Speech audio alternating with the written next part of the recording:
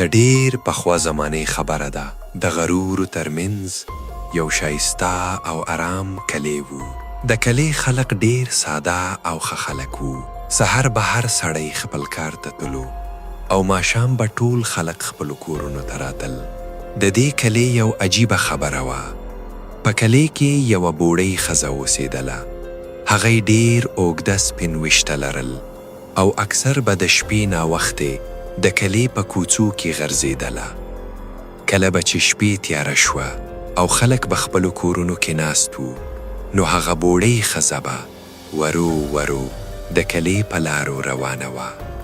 هغې به هیڅ چاته څه نه ویلې، نه به یې چاته نقصان رسولو، خو د هغې شکل او اوږده ویښته دومره عجیبه وو چې د کلی خلک به ترې ویرېدل. ماشومان به د شپې زر کورونو ته نو کتل، ښځو به دروازې بندولې او سړو به ویل بوډۍ بیا راوتلې ده. په همدغه کلي کې یو ډیر مالدار سړی هم اوسېدو. د هغه نوم ملک جبار وو. ملک جبار ډیر مغرور او ظالم سړی وو. که به چا لغه غلطي هم وکړه نو هغه به یې کله هم نه معافه کولو. هغه به غریب خلک زورولو او خپل نوکران به یې هم په ویره کې ساتل. یو شپه ملک جبار د خپلو کسانو سره د کلی نه تېرېدو.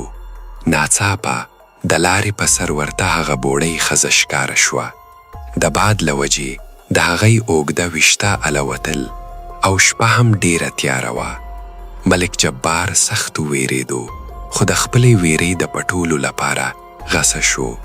هغه خپلو کسانو ته وویل دا بوډۍ ما ویروله، لاړ شئ د دې ویښته پرې کئ. نوکران سمدستي هغې ته ورغلل.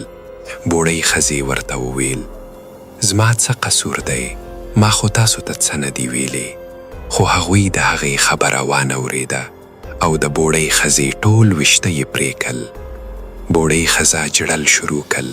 هغې په غصه کې وویل جباره، تا به د دې ظلم سزا ضرور وینې، زه به ستا نه بدل اخلم. ملک جبار وخندل او وویل تا به زما څه وکړې، زه ډیر طاقتور یم. هغه او د هغه کسان هلته نه لاړل. ملک جبار ډیر خوشحال وو. هغه خپلو خلکو ته ویل اوس به دا بوډۍ د شپې نه غرځې. ورځې تېرېدلې.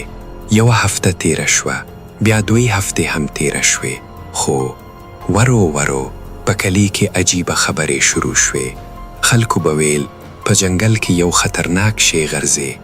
کوم کسان چې به ماښام ناوختي جنګل ته تلو، هغوی به بیرته نه راتل. خلک ډیر ویرېدلي وو. یو سړی به ویل ما د شپې یو سوری لیدلی وو، بل به ویل ما د یوه ښځې جړه اورېدلې وه. ورو ورو خلکو ته پته لګېده چې هغه هم هغه بوډۍ ښځه ده. هغه یې د جنګل خوا ته اوسېدل شروع کړي وو او اوس به یې هر هغه سړی په نښه کولو چې ظالم یا بد انسان به وو. یو شپه د ملک جبار 3 کسان ورک شوې.